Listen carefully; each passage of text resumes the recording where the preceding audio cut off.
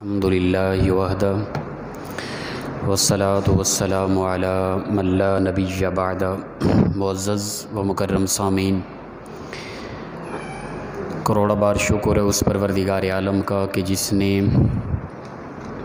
آج جمعۃ المبارک کی ان بابرکت گھڑیوں میں ہم سب کو پاک و صاف ہو کے بہترین ماحول اور انداز میں اپنے در پر آ کر سجدہ ریز ہونے کی عظیم سعادت نصیب فرمائی۔ یہ ماہ مقدس کئی حوالے سے اس کے اندر فضیلتیں ہیں، اور جن میں سے خاص ایک چیز جو اس امت میں واضح نظر آتی ہے اس ماہ مقدس کے پہلے عشرہ میں، وہ رسول اللہ صلی اللہ علیہ وسلم کے گھرانے کی قربانیاں ہیں۔ اور جب بھی یہ ماہ مقدس شروع ہوتا ہے تو ہر ایک کے دل میں شہادت امام علی مقام امام حسین رضی اللہ تعالیٰ عنہ سامنے ہوتی ہے، اور ہر بندہ اسی تذکرہ میں مگن ہوتا ہے۔ شہادت کسے کہتے ہیں؟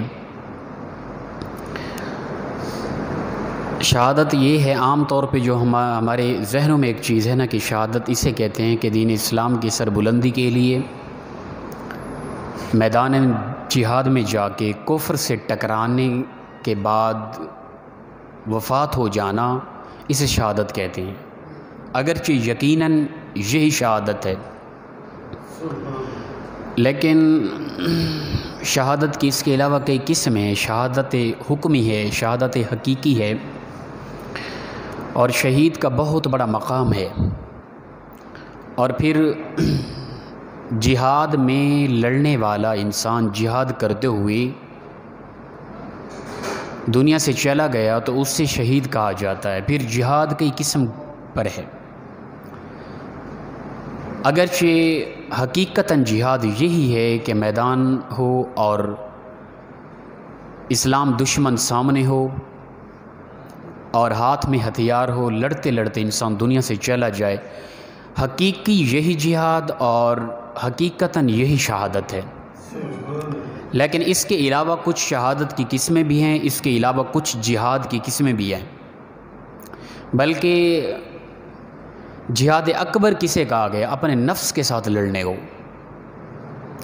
اپنے نفس سے کس طرح بندہ لڑتا ہے، اپنی خواہشات کو مار دینے کو جہاد اکبر کہا گیا ہے۔ میرے اور آپ کے اندر ایک جنون ہے، ایک ایمانی طاقت ہے، وہ ظاہراً ہمیں محسوس نہیں ہوتی۔ کبھی کبھار اللہ نہ کرے کوئی اس طرح کا موقع ہمارے سامنے آ جائے، مثال کے طور پہ کوئی آدمی ہے وہ صراحتاً میرے یا آپ کے سامنے رسول اللہ صلی اللہ علیہ وسلم کی گستاخی کرے نا، اس وقت ہماری حالت یہ نہیں رہے گی، ہمارے اندر جو ایمان ہے وہ ہمیں جھنجھوڑے گا، ہماری حالت بدل جائے گی، ہمارے اندر ایک جنون پیدا ہو جائے گا، ہم اس وقت ایک سچے مجاہد محسوس کیے جائیں گے اپنے آپ کو، ہمیں محسوس ہوگا کہ ہم یقیناً جہاد کر سکتے ہیں، ہم کسی یعنی غیر مسلم سے، اللہ کے نبی کے دشمن سے، اسلام دشمن سے ٹکرا سکتے ہیں ایزیلی۔ اسے کہتے ہیں جہاد۔ اور اس سے مشکل جو جہاد ہے نا، جسے جہاد اکبر کہا گیا ہے، وہ نفس کے ساتھ لڑنا ہے، خواہشات کا گلا دبانا ہے، جو سب سے مشکل ہے۔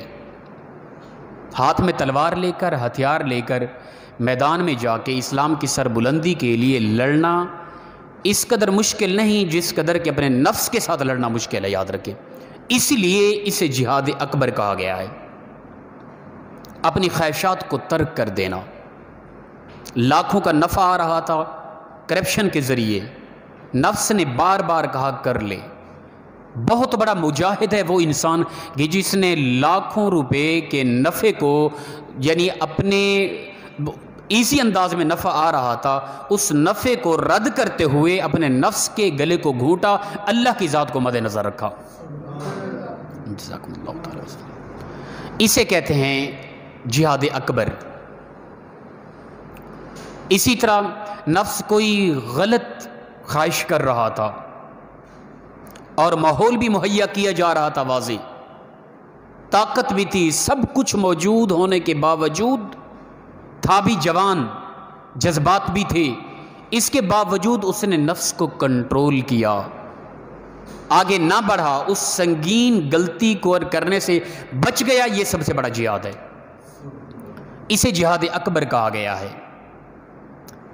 اور جو بندہ اپنے نفس کے ساتھ لڑتا رہا، ہمیشہ ساری زندگی گناہوں سے بچتا رہا، کرپشن سے بچا، جھوٹ سے بچا، شراب نوشی سے بچا، وہ اپنا سود سے بچا، ظلم و ستم سے بچا، اسی طرح حسن اخلاق پیدا کیا، 5 وقت کی نماز پڑھتا رہا، اکتاہٹ تھکاوٹ کے باوجود اسلام کے احکام کے عین مطابق چلتا رہا، وہ انسان ہمیشہ جہاد میں ہے، وہ ہمیشہ جہاد میں ہے۔ وہ چاہے مر کی حالت میں بستر پہ وہ اس کی جان نکلی، وہ جس حالت میں بھی اس کی جان چلی گئی، وہ حکماً شہید کہلایا۔ سبحان اللہ۔ تو لہٰذا ہر بندہ ایک لحاظ سے مجاہد ہے، جہاد کر رہا ہے، ہر بندہ اگر ہم چاہیں، گھر میں بچے ہیں ان کی تربیت اچھی کر رہے ہیں، ان کو چھوٹے چھوٹے بچے احتیاط کرتے ہیں کہ وہ فلمیں دیکھ کر اپنا انداز زندگی غلط لوگوں والا نہ کریں، ان کے سامنے سیرت مصطفیٰ رکھتے ہیں، ان کے سامنے حسن رکھتے ہیں، ان کے سامنے